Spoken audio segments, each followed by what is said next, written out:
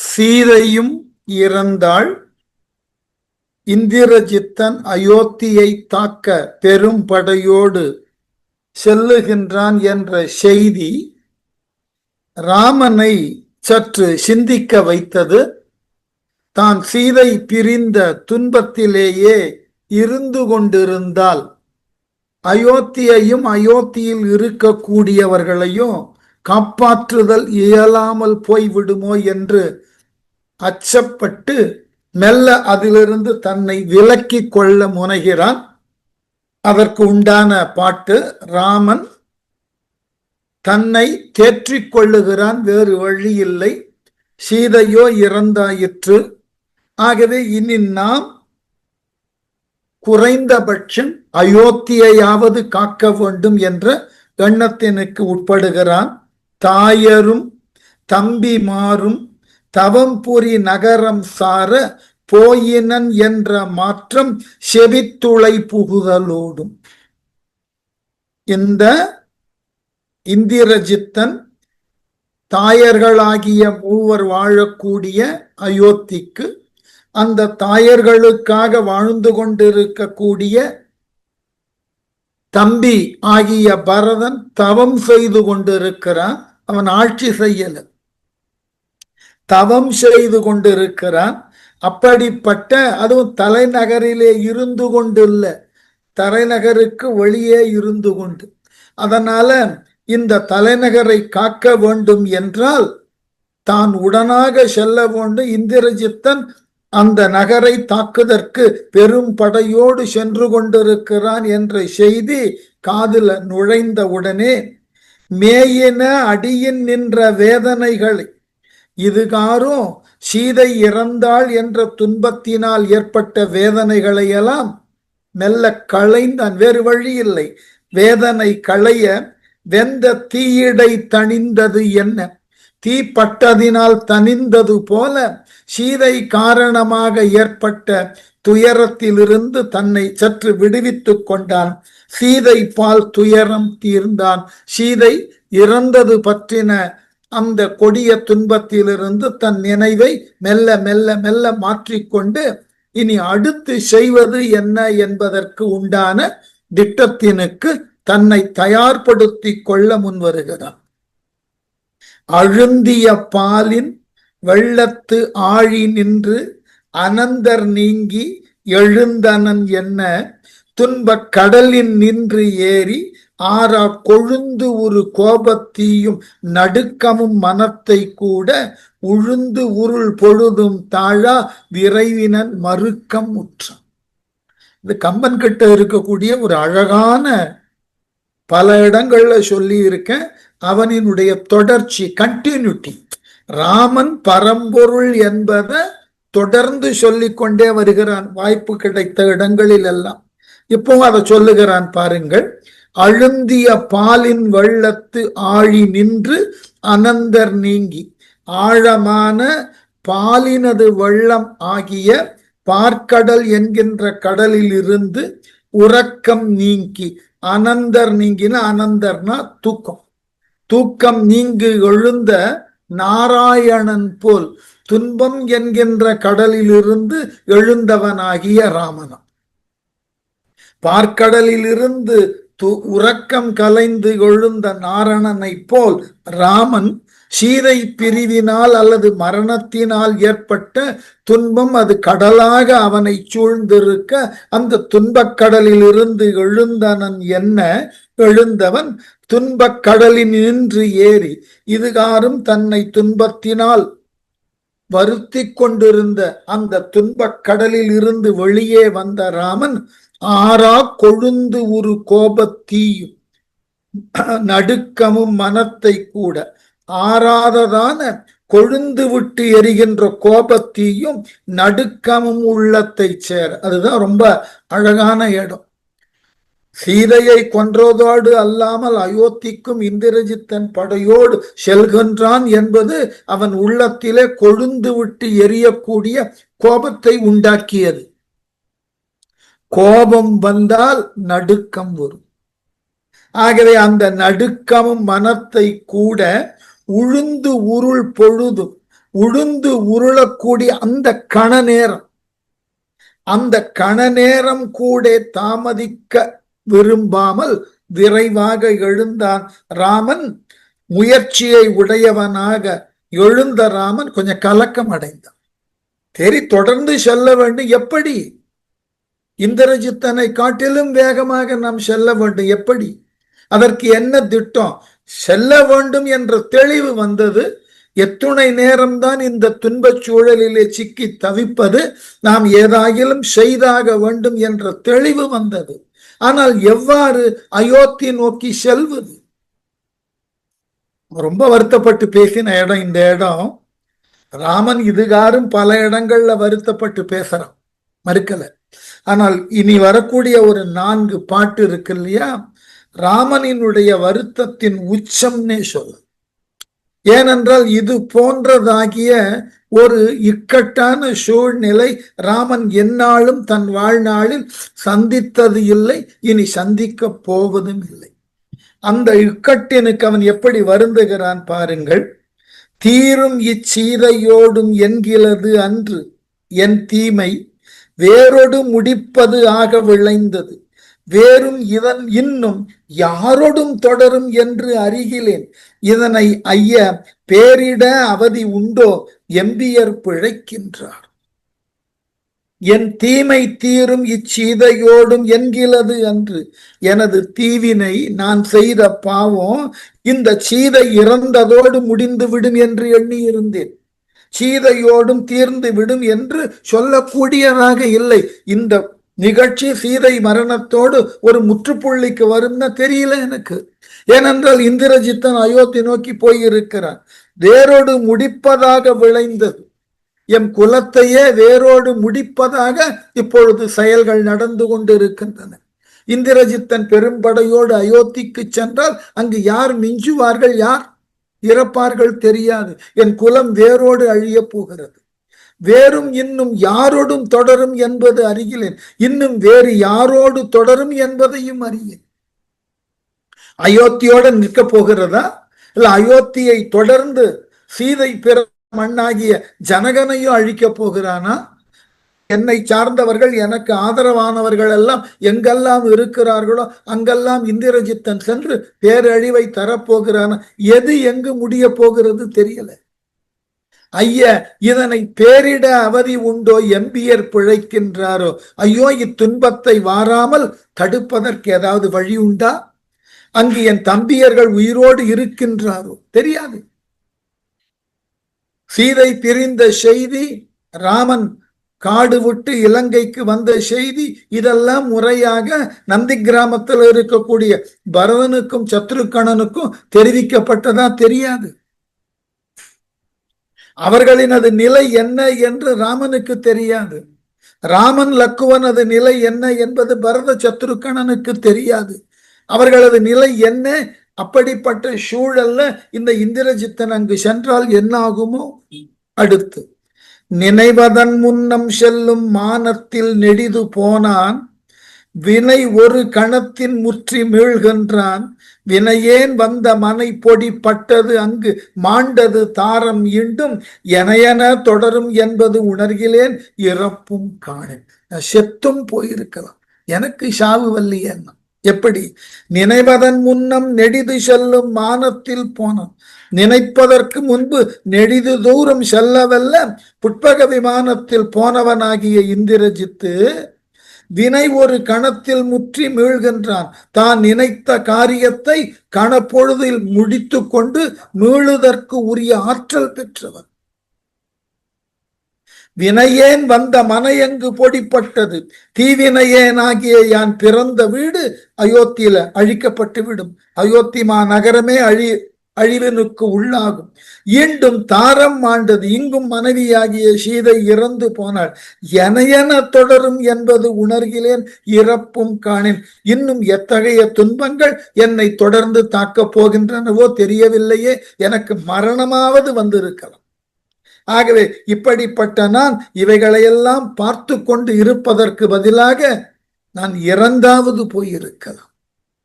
அந்த நிலையும் எனக்கு வரவில்லையே சொல்லிட்டு ஒரு பட்டியல் கொடுக்கிறான். என் ஒருவனால், நான் ஒருவன் இந்த உலகில் பிறந்ததினால் எத்துணை பேர்கள் என்னால் அழியப் போகிறார்கள். தாதைக்கும் ஷடாயுவான தந்தைக்கும் தமிழாகிய தமிழாய சீதைக்கும் கூற்றம் காட்டி தீர்ந்துள்ளது ஒருவன் தீமை. பேதை பெண் பிறந்து பெற்ற தாயர்க்கும் பிழைப்பு இல்லாத காதல் தம்பியர்க்கும் ஊர்க்கும் நாட்டிற்கும் காட்டிற்று அன்றே. இதுதான் கடுமை.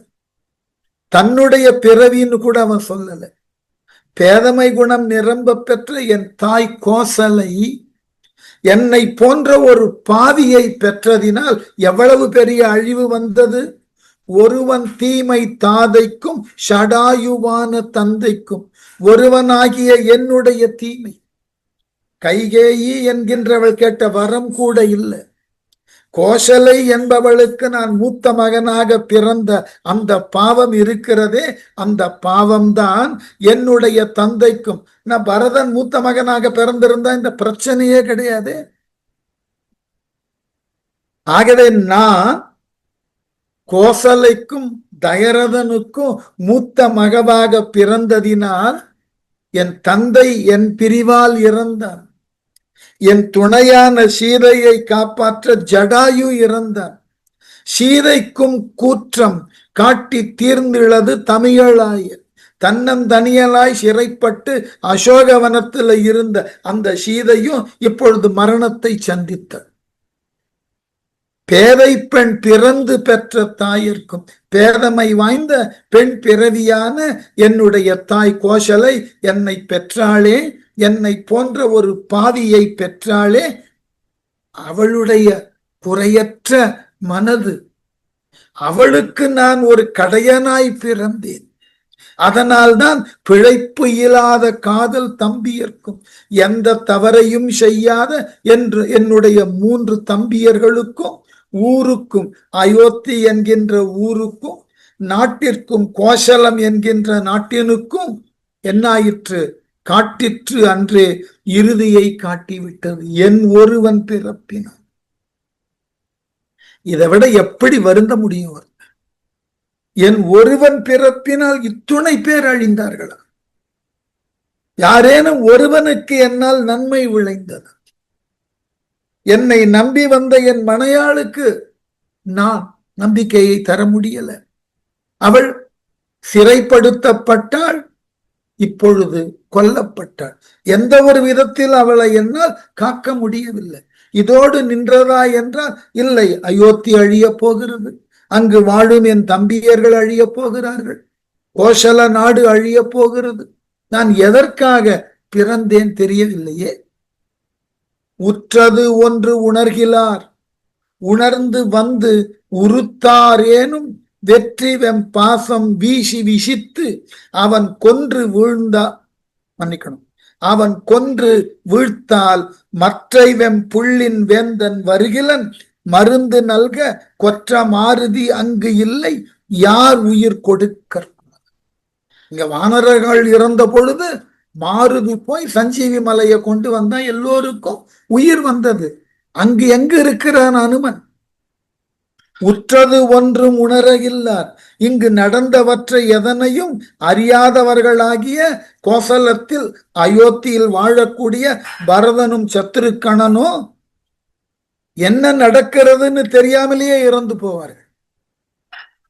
எதற்காக நாம் தாக்கப்பட்டோம், யார் நம்மை தாக்கியது ஒண்ணுமே தெரியாது. இதை காட்டிலும் ஒரு அவலமான மரணம் கிடையாது. நாம் எதற்காக கொல்லப்படுகிறோம், யார் நம்மை கொல்லுகிறார்களாவது தெரிஞ்சிருக்கணும். அந்த வாய்ப்பும் அவர்களுக்கு கிடைக்காது. உணர்ந்து வந்து உறுத்தாரேனும் இங்கு நடந்தவற்றை அறியாவிட்டாலும் பகை கொண்டு ஒருவன் தாக்க வருகின்றான் என்பதை உணர்ந்து கோபித்து போர் செய்தாலும் அவன் வெற்றி வெண்பாசம் வீசி விசித்து கொன்று வீழ்த்தார். இந்திரசித்து தனக்கு வெற்றியை தருகின்ற கொடுமை பொருந்திய நாகபாசத்தை வீசி அவர்கள் அனைவரையும் வீழ்த்தினால் யார் அவர்களை காப்பாற்றுவார்கள்? இங்காவது அனுமன் இருந்தான், கருடன் வந்து காப்பாற்றினான். உயிர் போன பொழுது சஞ்சீவி பர்வதத்தை அனுமன் கொண்டு வந்தான். அங்கு கருடனும் இல்லை, அனுமனும் இல்லை. ஆகவே கருடன் அங்கு வரமாட்டான். வெம்புள்ளின் வேந்தன் வருகிலன்.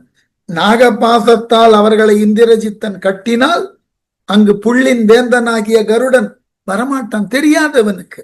மருந்து நல்க கொற்ற மாருதி அங்கு இல்லை. சரி, அவன் வராவிட்டாலும் மருந்து மலையை கொண்டு வந்து அவர்கள் அனைவருக்கும் மீண்டும் உயிரை தருவதற்கு ஹனுமன் அங்கு இல்லை. யார் உயிர் கொடுக்க பாலார்? அவர்களுக்கு யார் உயிரை கொடுப்பார்கள் என்று சொல்லி அயோத்திக்கு உடனே போறதுக்கு என்ன வழி? இதுதான், அயோத்திக்கு செல்வதற்கு என்ன வழி? இது பெரும்பாலும் இன்றைய சூழலில் இருந்து கொண்டு ஒன்றை எண்ணுவது போல, பழைய காலத்தில் எல்லாம், நான் ஒரு 60-70 ஆண்டுகளுக்கு முன்பெல்லாம் சொல்லுகிறேன், அந்த காலகட்டங்கள்ல உண்மையை சொல்ல போனால், என்னுடைய தந்தையார் ஒரு அரசு துறையில பொறியாளரா இருந்ததுனால சில நேரங்கள்ல அவருடைய பணி இருக்கக்கூடிய இடம் எதுவாக இருக்கும் என்றால், எந்த விதமான செய்தி தொடர்பும் உடனாக சென்று சேர முடியாத மலைகளிலோ காடுகளிலோ இருக்கும். பல அணைக்கட்டுகள் கட்டுவதற்கு அவர் பொறுப்புடைய அந்த பொறுப்புல இருந்ததுனால சில ஊர்கள் அதை 70களிலேயே அவர் இறுதியில பணியாற்றின அந்த ஊர்ல காலையில ஒரு பேருந்து வரும், மாலையில ஒரு பேருந்து வரும், அவ்வளவுதான். அன்றைக்கு எந்த விதமான தொலைத்தொடர்பும் கிடையாது. அப்படி தொலைத்தொடர்பு என்றால் அந்த அலுவலர்களுக்கு உண்டான அளவுல பேசிக்கொள்ளக்கூடிய அலுவலகம் சார்ந்த தொலைபேசி தான். அதுல மற்றையரோடெல்லாம் தொடர்பு கொள்ள முடியாது. ஒரு இன்டர்னல் அரேஞ்ச்மெண்ட். அந்த மாதிரி சூழ்நிலைகள்ல இன்னமும் பல இடங்கள் அப்படி இருக்கு. யாரேனும் ஒருவருக்கு உடல் நலம் சரியில்லை அல்லது யாரேனும் ஒருவர் உயிர் நீத்தார்ன்ற செய்தி வந்தால் அந்த செய்தி வருவதற்கே பல மணி நேரம்.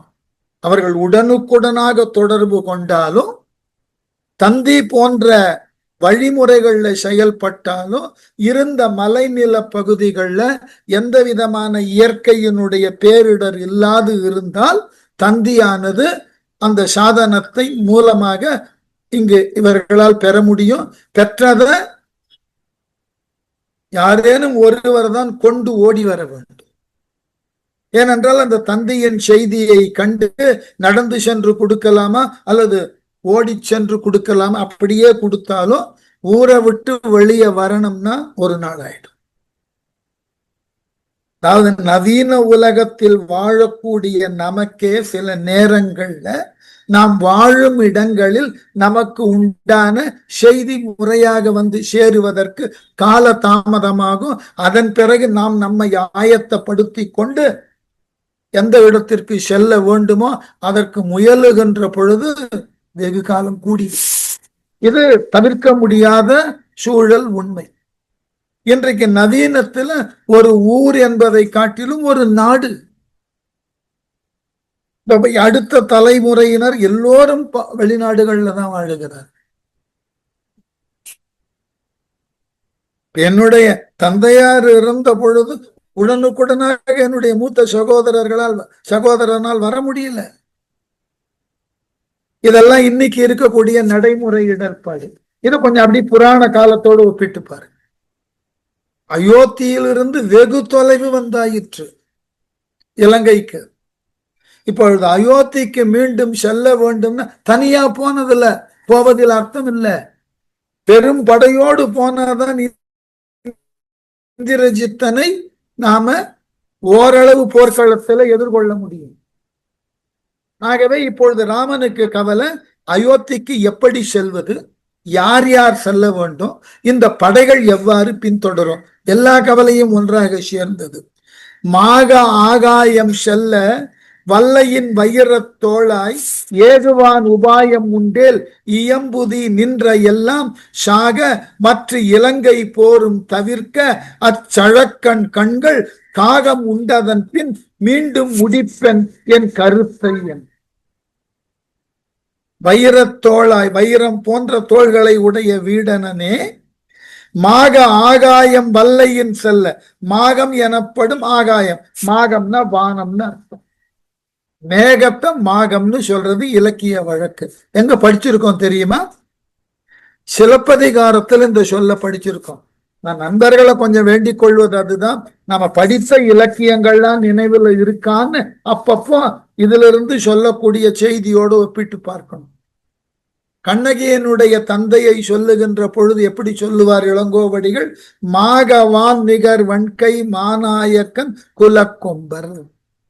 வானத்தின் கண் உள்ள மேகத்தினை போன்று வல்லன்மையை காட்டக்கூடிய கைகளை உடைய மாநாயக்கனினது குலத்திலே பிறந்த கொடி போன்ற கண்ணகி.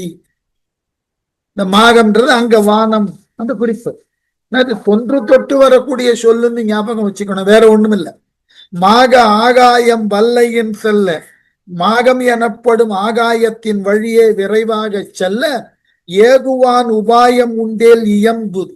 அயோத்தியை விரைவாக சென்று அடைவதற்கு உண்டான வழி உண்டு என்றால் உடனாக சொல். நின்ற எல்லாம் சாக மற்ற இலங்கை போரும் தவிர்க்க.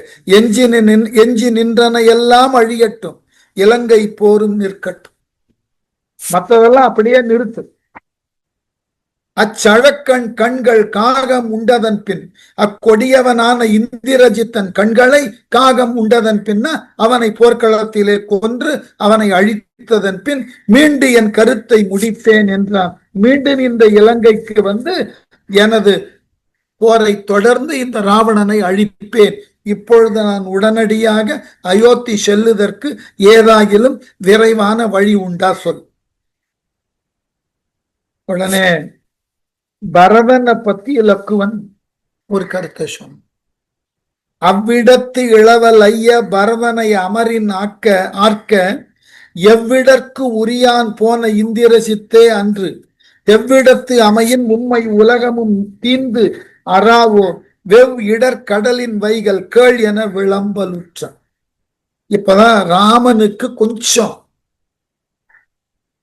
ஆறுதலோடு மனத்திற்கு கொஞ்சம் உறுதியை தரக்கூடிய அளவுல பேச ஆரம்பிச்சான் இலக்குவன்.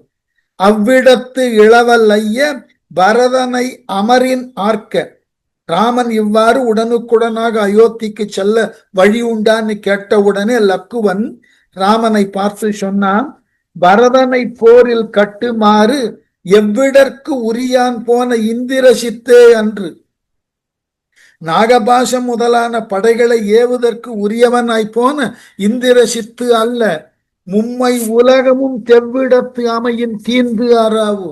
மூன்று உலகமும் சேர்ந்து பகைப்புலத்தினுக்கு நிற்குமாயின் பரதன் முன்னாடி நிற்க முடியாது. நான் பரதன் வீரன் மட்டும் அல்ல, நேர்மையின் ஆணி அவன். அதுதான் முக்கியம். தர்மத்தின் மொத்த உரு அவன். தர்மத்தின் தனிமை தீர்ப்பதற்காக அவதரித்தவன் அவன். ஆகவே இலக்குவன் சொன்னா, இந்திரஜித்தன் அல்ல, நாகபாசம் அல்ல, பிரம்மாத்திரம் அல்ல. மூன்று உலகமும் ஒன்றாக சேர்ந்து பரதன் போய் நின்றால், பரதன் முன் நின்றால் அவைகள் எல்லாம் கணப்பொழுதில் பரதனால் அழிக்கப்பட்டுவிடும்.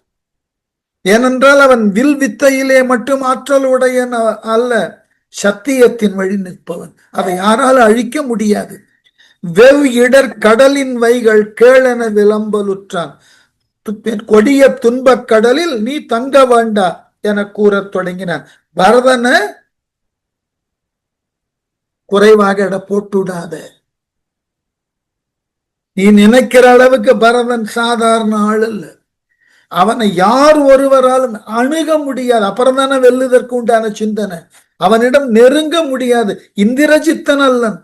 மூன்று உலகமும் சேர்ந்தாலும் அவனை ஒன்றும் பண்ண முடியாது.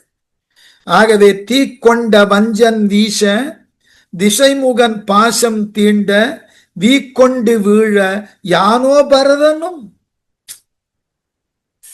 என்ன வார்த்தை! வெய்ய கூற்றை கூய்கொண்டு குத்துண்டு அண்ணான் குலத்தோடு நிலத்தன் ஆதல் போய் கண்டு கோடி அன்றி நின்றனன் புழுங்குகின்றான். ரொம்ப அழகா கேட்டான்ல. என்ன மாதிரி நினைச்சியா பரதனை? இந்த நாகாஸ்திரம் பட்டும் பிரம்மாஸ்திரம் பட்டும் கீழே விழுந்தேனே நான், என்னை போன்று ஒரு சாதாரண ஆளா பரதன்? தீக்கொண்டு வஞ்சன் வீச திசை முகன் பாசம் தீண்ட, தீமையை இயல்பாக கொண்ட வஞ்சனாகிய இந்திரஜித்தன் வீசியதால் பிரம்மன் அளித்த நாகபாசம் வந்து என்னை தீண்டிய உடனே வீக்கொண்டு வீழ யானோ பரதனும். இறந்து வீழ நான் என்ன என்னை போலவா பரதன்? இல்ல, யான் அல்லன பரதன். அவனை யாராலையும் ஒண்ணும் பண்ண முடியாது. அண்ணான் குத்துண்டு வெய்ய கூற்றை குய்கொண்டு இந்திரஜித்து பரதனால் குத்தப்பட்டு கொடிய யமனை கூவி அழைப்பான். கவலைப்படாத, பரதன ஏளனமா நினைச்சுடாத. குலத்தோடு நிலத்தனாதல், அவன் கொண்டு போன படையோடு அனைவரையும் நிலத்துல சாட்சிருவான் பரதன். போய் கண்டு கோடி என்றே என்றான் புழுங்குகின்றான். நீயே போய் நேரே கண்டு கொள்வாய் என்று கூறினான் மனம் புழுங்குகின்றவனாகிய இலக்குவன். நாம இங்க போற தொடர்ந்து நடத்துவோம். பரதன் ஒருவன் போதும், இந்திரஜித்தன் அல்ல. அவனோடு எவன் போனாலும் அழிச்சிடும்.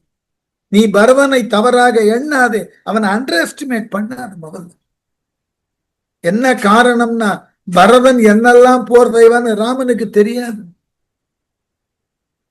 இவர்களெல்லாம் இவ்வாறு போர் தொழிலை முன் செய்து ஒருவரை ஒருவர் பார்த்ததில்லை. இலக்குவனாவது ராமனது ஆற்றல தாடகையை கொன்ற பொழுதோ வில்லை வளைத்த பொழுதோ பரசுராமன் கர்வத்தை தீர்த்ததையாவது மற்றவர்கள் எல்லோரும் சேர்ந்து பார்த்தார்கள். ராமனினுடைய தனி மனித வீரத்தை லக்குவன் பார்த்திருக்கான், பரதனுக்கு எல்லாம் தெரியாது. இப்ப பரதனது தனி மனித ஆற்றல ராமனால இதுவரைக்கும் சிந்திக்கவே முடியாது. அதனால அவனுக்கு கொஞ்சம் கவலை. அதனாலதான் லக்குவன் சொன்ன, நீ கவலையே கொள்ளாத, பரதன் லக்ஷ்மணன் அன்று. லக்ஷ்மணனாகிய நான் நாகபாசத்தால கீழே அடிபட்டு விழுந்தேன், பரதன் எல்லாம் ஒன்னும் பண்ணாதது. ஆகவே நீ கவலையே கொள்ளாதே. இப்படி இவர்கள் இருவரும் பேசிக் கொண்டிருந்த போது அனுமன் கிட்ட வந்த, ஏன் கவலை? அயோத்திக்கு போன அவ்வளவுதானே. சஞ்சீவி மலையையே கணப்பொழுதுல கொண்டு வந்தவன் நான். பல இடங்களை தாண்டி மேருமலையை தாண்டி அதற்கு அப்பாலும் போய் கொண்டு வந்தேன். இங்க இருக்கிற அயோத்திக்கு போவதா கடினம்? தோல் மேல ஏறு, கணப்பொழுதுல அங்க கொண்டு போய் விட்டோர். அக்கணத்து அனுமன் நின்றான், ஐய என் தோளின் ஆதல் கைத்துணை தலத்தே ஆதல் ஏறுதிர் காற்றும் தாழ. மன்னிக்கணும், காற்றும் தாழ் காற்றாது, ஆமா, காற்றும் தாழ இக்கணத்தே அயோத்தி மூதூர் எய்துவன் இடம் உண்டு என்னின் திக்கு அனைத்திலும் செல்வன் யானே போய் பகையும் தீர்வன். அக்கணத்து நின்றான் அனுமன், ஐய என் தோளில் ஆதல். இலக்குவன் இவ்வாறு கூறிக்கொண்டிருந்த பொழுது அங்கு நின்ற அனுமன் ராமனை நோக்கி, ஐயனே என் தோள்களிலே ஏறிக்கொள்ளுங்கள். கைத்துணை தலத்து ஆதல் ஏறுதிர், அல்லது இரு கை தலங்களிலே ஏறிக்கொள்ளுங்கள். ரெண்டு கைய ஒவ்வொரு கையில ஒவ்வொருத்தர் ஏறி நின்று கொள்ளுங்கள். காற்றின் தாழ இக்கணத்தின் அயோத்தி மூதூர் எய்துவேன். காற்றும் விரைவில் பின்னிடுமாறு காற்றை விட வேகமாக பொருள். காற்றை விட வேகமாக நான் அயோத்தி என்கின்ற பழமையான நகரிலே உங்களை, பழமைனா தொன்மையான நகர், உங்களை கொண்டு சேர்க்கிறேன். இடம் உண்டு என்னின் திக்கு அனைத்திலும் செல்வேன். இடம் வாய்க்குமாயின் 8 திக்குகளிலும் செல்லுகிறேன். யானே போய் பகையும் தீர்வேன். நீங்கள் விரும்பினால் நீங்கள் இங்கிருங்கள், நான் தனி ஒருவனாக சென்று அங்கு இருக்கக்கூடிய இந்திரஜித்தனை ஒட்டு மொத்தமாக அழித்து விட்டு வருகிறேன். ஒண்ணு என்னோடு வாருங்கள், நான் கொண்டு செல்லுகிறேன். இல்லை, நான் தனித்து செல்லுகிறேன், உத்தரவு தாருங்கள், அவனை அங்கு அழித்து விடுகிறேன். உடனே சொன்னா, கொல்ல வந்தானை நீதி கூறினேன் விலக்கிக் கொள்வான், சொல்லவும் சொல்லி நின்றேன், கொன்ற பின் துன்பம் என்னை வெல்லவும் தரையின் வீழ் உற்று உணர்ந்திலன் விரைந்து போனான். இல்லை என்று உளனேல் தீயோன் பிழைக்குமோ ஒழுக்கம் உற்றான். கொல்ல வந்தானை விலக்கி கொள்வான் நீதி கூறினேன். சீதையை கொல்ல வந்த இந்திரஜித்தை அச்செயலை செய்யாதே, அது தவறு என்று சீதையை காப்பாற்றுவதற்காக நல்ல புத்திமதி அவங்கிட்ட சொன்னேன். சொல்லவும் சொல்லி நின்றேன், கொன்ற பின் துன்பம் என்னை வெல்லவும். இதமான சொற்களை பேசி நின்றேன். அவற்றை கேளாமல் அந்த இந்திரஜித்தன் சீதையை கொன்ற பிறகு துன்பம் என்னையும் வெற்றி கொண்டதால், நானும் அந்த துன்பத்திலே என்னை மறந்ததால் தரையின் வீழ்வுற்று உணர்ந்திலேன் விரைந்து போனான். தரையிலே விழுந்து உணர்வு இழந்தேன். அப்பொழுது அந்த இந்திரஜித்து விரைந்து போய்விட்டான். இல்லை என்று உளனேல் தீயோன் பிழைக்குமோ இழுக்கமுற்றான். அங்கனம் அவன் போகாமல் அந்த இடத்திலேயே நின்றிருந்தான்னாக்க அப்பொழுதே அவனை அந்த இடத்திலேயே அவன் உயிரை முடிச்சிருப்பான். நான் கொஞ்சம் மயங்கிட்டேன் அதிர்ச்சியில். உடனே அந்த இந்திரஜித்தனும் போர்க்களத்தை விட்டு ஓடி போனான். அவன் போகாது இருந்திருந்தால் அங்கேயே அவனை ஒழித்திருப்பேன். மனத்தின் முன் செல்லும் மானம் போனது வழியது ஆக, நினைப்பின் முன் அயோத்தி எய்தி வருநெறி பார்த்து நிற்பேன். இனி சில தாழ்ப்பது என்னே ஏறுதீர் இரண்டு தோளும் புனத்துழாய் மாலை மார்பீர் புட்பகம் போதல் முன்னம். என்ன ஒரு நம்பிக்கை பாருங்க. மனத்தின் முன் செல்லும் மானம் போனது வழியது ஆக, மனத்தின் முன் விரைவாக செல்லத்தக்க புஷ்ப விமானம் போன வழியில, இந்திரஜித்தன் போன புஷ்பக விமானம் அது போன வழியில மனசை விட விரைவா நான் உங்களை கூட்டிட்டு போறேன். நினைப்பின் முன் அயோத்தி எய்தி வருநெறி பார்த்து நிற்பேன்.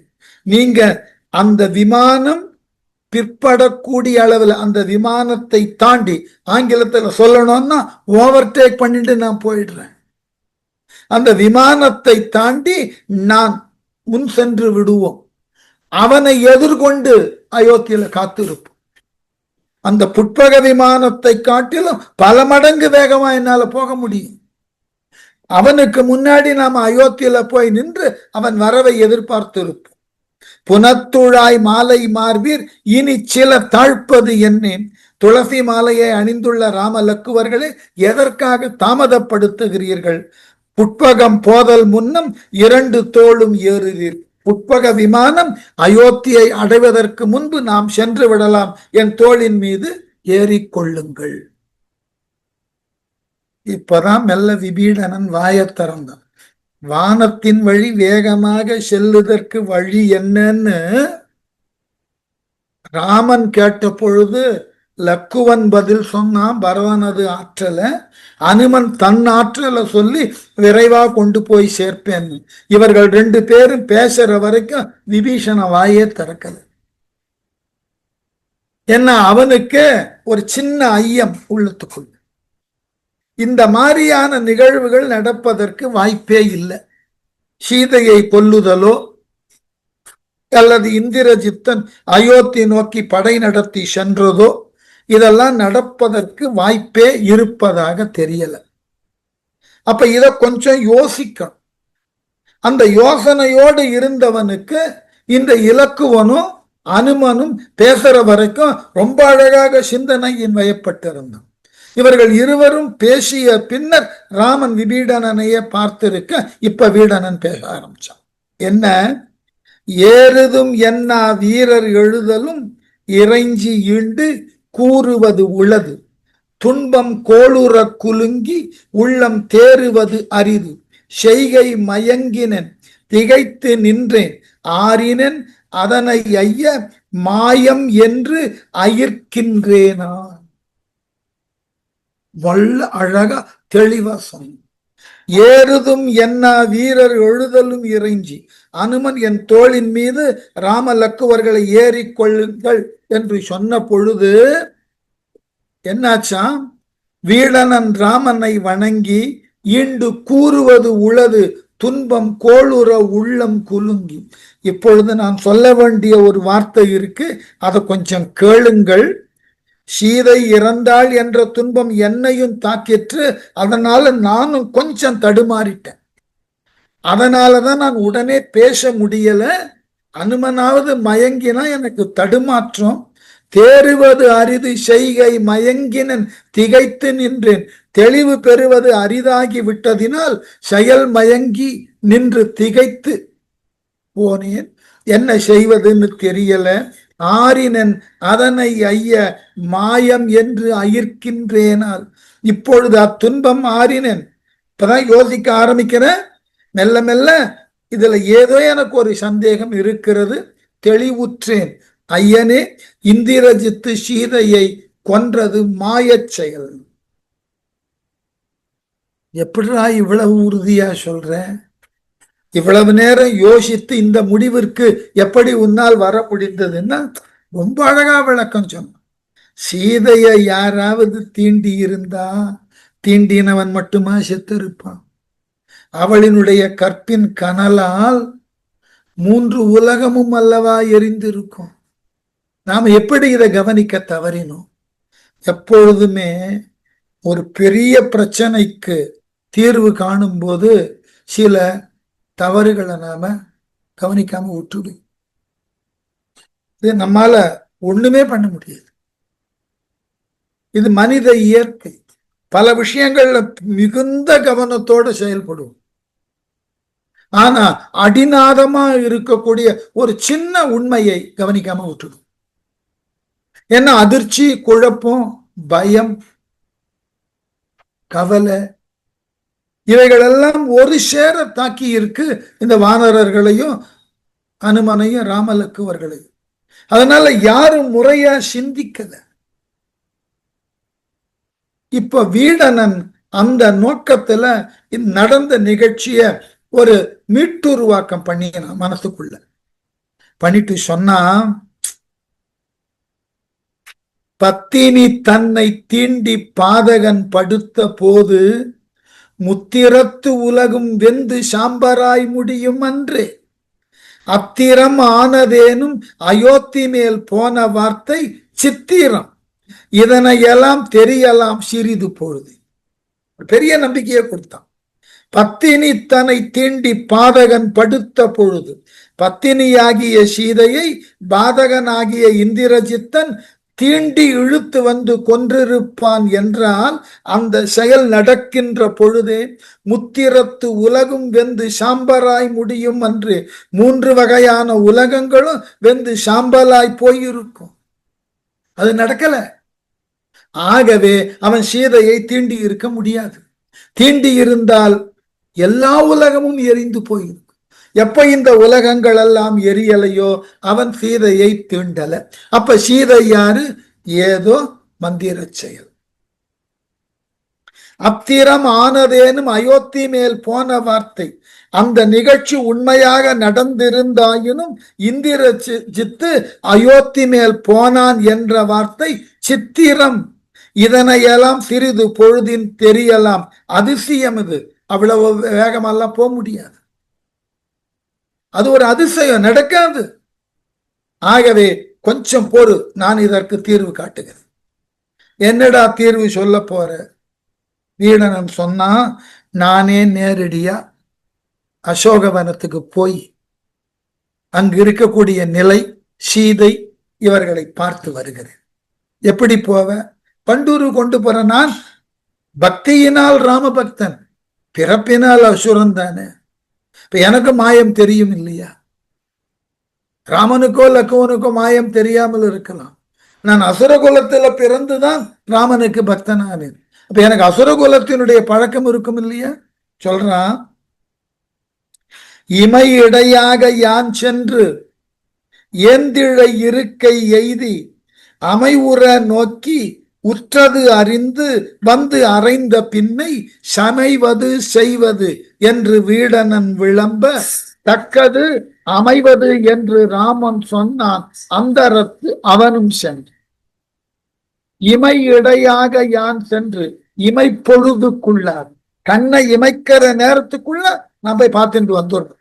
ஏந்திழை இருக்கை எய்தி சீதை இருப்பிடமான அசோகவனத்தை அடைந்து அமைவுற நோக்கி பொருத்தமாக அந்த இடத்துல இருக்கிற சூழ்நிலையெல்லாம் பார்த்து உற்றது அறிந்து வந்து அறைந்த பின்னர் நிகழ்ந்ததை உள்ளவாறே அறிந்து நான் இங்க வந்து சொன்னதுக்கு அப்புறம் நீ முடிவெடுக்கலாம்.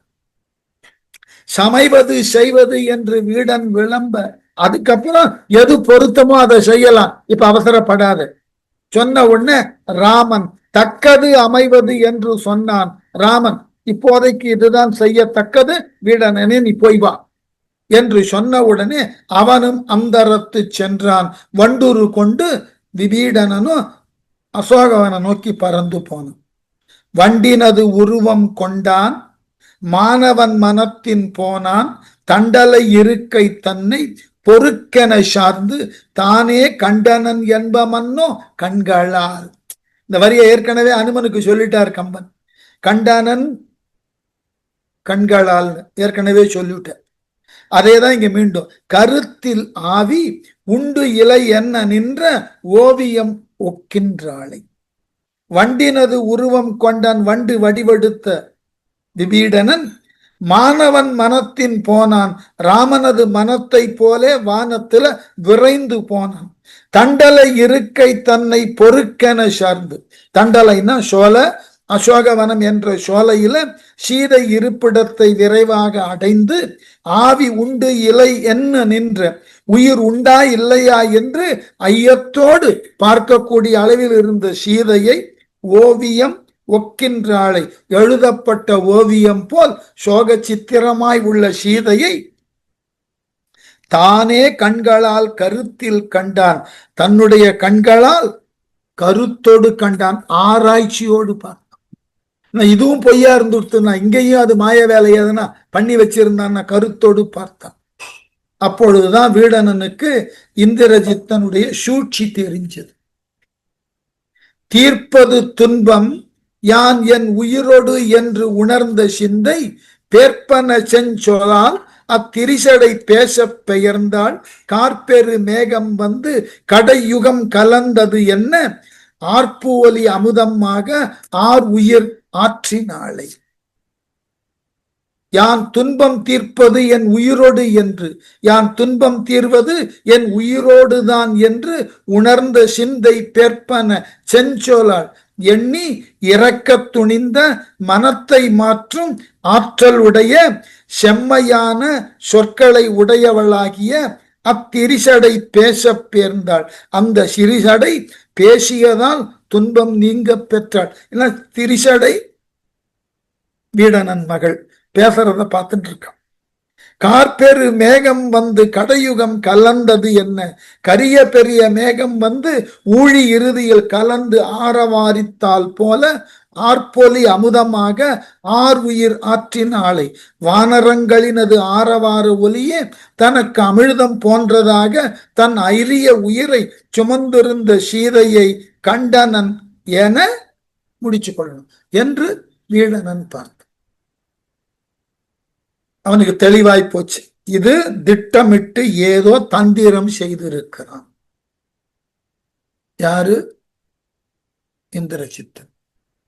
அதனால இப்ப இந்திரஜித்தன் எங்க அடுத்த கேள்வி தெரியணும். சீதை உயிரோடு இருக்க போனான். இந்திரஜித்தன் அயோத்தி நோக்கி போறேன்னு சொன்னானே, இப்ப எங்க இருக்கு? வஞ்சனை என்பது உண்ணி வான் உயர் உவகை வைகும் நெஞ்சினன் ஆகி உள்ளம் தள்ளுறல் ஒழிந்து நின்றான். வெஞ்சிலை மைந்தன் போனான் நிகும்பலை வேள்வியான் என்று எஞ்சலில் அரக்க சேனை எழுந்து எழுந்து ஏக கண்டான். வஞ்சனை என்பது உண்ணி சீதையை கொன்ற செயல் மாயம் என்பதை, வஞ்சகமான செயல் என்பதை தெளிவாக உணர்ந்து கொண்ட வீடனன் வானுயர் உவகை வைகும் நெஞ்சினாகி, வான் உயர்னா அளவிலாத சந்தோஷம் மனதெல்லாம் நிறைந்தது விபீஷணனுக்கு. தேரி சீதை உயிரோட இருக்கார். இந்திரஜித்தன் எங்க? உள்ளம் தள்ளுறல் ஒழிந்து நின்றான். முன்பு ஏற்பட்ட மனத்தடுமாற்றத்திலிருந்து விலகி இப்ப தெளிவாயிட்டான். வெஞ்சிலை மைந்தன் போனான் கொடிய வில்லை உடைய இந்திரதித்து அயோத்திக்கு போக்கு காட்டி போனானே, அவன் நிஜமாவே அயோத்திக்கு தான் போனான். நிகும்பலை வேள்வியான் என்று நிகும்பலை என்ற கோயிலில் வேள்வி செய்து கொண்டிருக்கிறான் என்று எஞ்சலில் அரக்கர் சேனை எழுந்து எழுந்து ஏக கண்டான். குறைவில்லாத அரக்கர்கள் சேனை கூட்டம் கூட்டமா அந்த நிகும்பலை கோவிலுக்கு போகிறத பார்த்துட்டு அப்ப அவனுக்கு தெளிவாயிற்று என்ன நடந்தது, இனி என்ன நடக்க போகிறது, ஆனால் நாம் என்ன செய்யணும். வேள்விக்கு வேண்டற்பால கலப்பையும் விறகும் நெய்யும் வாழ்விக்கும் தாழ்வில் என்னும் வானவர் மறுக்கம் கண்டான். சூழ்வித்த வண்ணம் ஈதோ நன்று என துணிவு கொண்டான். தாழ்வித்த முடியன் வீரன் தாமரை சரணம் தாழ்ந்தான். வேள்விக்கு வேண்டற்பால கலப்பையும் விறகும் நெய்யும், வேள்விக்கு வேண்டியவனான கலப்பையும்னா கலவை பொருள்கள் அர்த்தம். பல்வேறு விதமான அவிஸ் கொடுக்கறதுக்கு உண்டான பொருள்கள். விறகுனா சமித்து, நெய்யும் யாகத்தை வளர்க்கறதுக்கு உண்டான நெய். தாழ்வில் வாழ்விக்கும் என்னும், நம்மை தாழ்வில் வாழ்விக்க போகின்றதே என்று வானவர் மறுக்கம் கண்டான். வானத்தில் இருக்கிற தேவர்கள் பயப்படுறதையும் பார்த்தான். பார்த்துட்டு சூழ்வித்த வண்ணம் ஈதோ நன்று என துணிவு கொண்டான். இந்திரஜித்து சூழ்ச்சின திட்டம், அவன் போட்ட திட்டம் இப்பொழுது என்ன என்பது தெளிவாக தெரிந்தது. ராமனையும் லக்குவனையும் வானரர்களையும் கொஞ்சம் திசை திருப்பிட்டு யாகத்தை செய்து முடிக்க வேண்டும் என்ற எண்ணத்தினுக்கு உட்பட்டிருக்கிறான் என்ற உண்மை புலப்பட்டது விபீடனனுக்கு. ஓ, இதுதான் அவன் செய்த முடிவா என்று தாழ்வித்த முடியன் வீரன் தாமரை சரணம் தாழ்ந்தான். வணங்கிய தலையினாய் ராமனுடைய தாமரை மலர் போன்ற பாதங்களை சேர்ந்து இதுதான் உண்மைன்னு விளக்கினான். ராமன் கிட்ட நிலைய விளக்கினான். இருந்தனள் தேவி யானே எதிர்ந்தனன் என் கண் ஆற அருந்ததி கற்பினாளுக்கு அழிவு உண்டோ. அரக்கன் நம்மை வருந்திட மாயம் செய்து நிகம்பலை மருங்கு புக்கான். முருங்கு அழல் வேள்வி முற்றி முதல் அற முடிக்க முண்டு. உண்மையை சொன்னான். தேவி இருந்தனள், அசோகவனத்துல சீதை இருக்கிறார், வார்த்தையை சொன்ன பாருங்க. யானே என் கண்ணார எதிர்ந்தனன், யானே என் கண்களால் கண்டேன். அப்போ அனுமனை தான் சொன்னான், கண்டனன் கற்பினுக்கு அணியை கண்களால். நான் யார் சொல்லியும் கேட்கல, நானே ஃபர்ஸ்ட் விட்னஸ் நான். அதேதான் வீடனும். அருந்ததி கற்பினாளுக்கு அழிவு உண்டோ.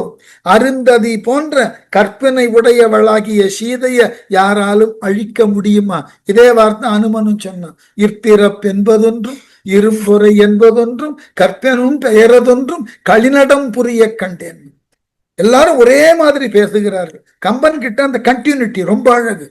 அரக்கன் நம்மை வருந்திட மாயம் செய்து, இந்திரஜித்தன் நம்மை வருத்தி நம்மை திசை திருப்புவதற்காக மாயங்கள் செய்து போக்கு காட்டி இருக்கிறார். நிகும்பலை மருங்கு புக்கான், நிகும்பலை எனும் கோயிலில் புகுந்து முருங்கு அழல் வேள்வி முற்றி முதலற முடிக்க மூண்டான். எல்லாவற்றையும் அழிக்க வல்ல தீயில் செய்யப்படும் வேள்வியை செய்து அந்த வேள்வியை செய்து முடித்து நம்மை அடியோடு அழிப்பதற்கு உண்டான ஆற்றலை பெறுவதற்கு யாகத்தை தொடங்கி இருக்கு. என்ன பண்ணணும் என்றாலும் உலகம் ஏழும் ஏழு மாத்தீவும் எல்லை ஒன்றிய கடல்கள் ஏழும் ஒருங்கு எழுந்து ஆர்க்கும் ஓதை அன்று என ஆகும் என்ன அமரரும் மயிர்க்கு ஆர்த்து குன்று இனம் இடிய துள்ளி ஆடின குரக்கின் கூட்டு.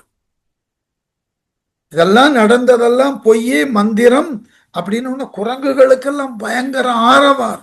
எப்படியா என்று விபீடனன் உள்ளதை உள்ளவாறு சொன்னவுடனே உலகம் ஏழும் ஏழு மாத்தீவும், வீடனன் கூறிய உடனே 7 உலகங்களும் இந்த உலகின் கண் உள்ள 7 பெரிய தீவுகளும் எல்லை ஒன்றிய கடல்கள் 7, அளவிலாத நீரினை கொண்டுள்ள கடல்கள் ஏழும் ஒருங்கு எழுந்து ஆர்க்கும் ஓதை அன்று என ஆகும் என்ன. இவையெல்லாம் ஒன்று சேர்ந்து ஒலியை எழுப்பினாலும் அந்த ஒலிக்கு இணையே ஆகாத பேர் ஒலிய இந்த குரங்குகள் செய்தனவாம். அமரரும் அயிர்க்க குரக்கின் கூட்டம், தேவர்களும் ஐயுறுமாறு குரங்கின் கூட்டம் ஆரவாரித்து குன்று இனம் இடிய துள்ளி ஆடின. மலைகளும் இடியுமாறு குரங்குகள் எல்லாம் ஆனந்தத்தினால் துள்ளி குதிக்க தலைப்பட்டன. நாம இனி அடுத்து பார்க்கிறது நிகும்பலை யாகப்படலம்.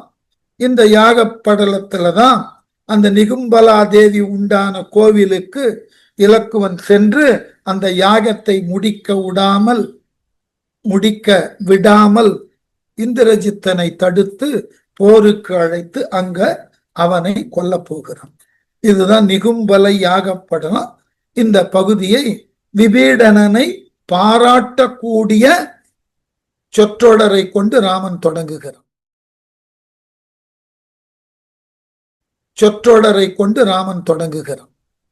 வீரனும் ஐயம் தீர்ந்தான், வீடனன் தன்னை மெய்யொடு ஆர்வமும் உயிரும் ஒன்று அழுந்துறத் தழுவி, ஐய தீர்வது பொருளோ துன்பம் நீ உளை தெய்வம் உண்டு மாருதி உளன் நாம் செய்த தவம் உண்டு மறையும் உண்டா. என்ன நம்பிக்கை பாருங்க. வீரனும் ஐயம் தீர்ந்தான், வீரனாகிய ராமன் சந்தேகத்தை போக்கிக் கொண்டான். வீடனன் தன்னை மெய்யோடு, வீடனன் ஆறத் தழுவினான்.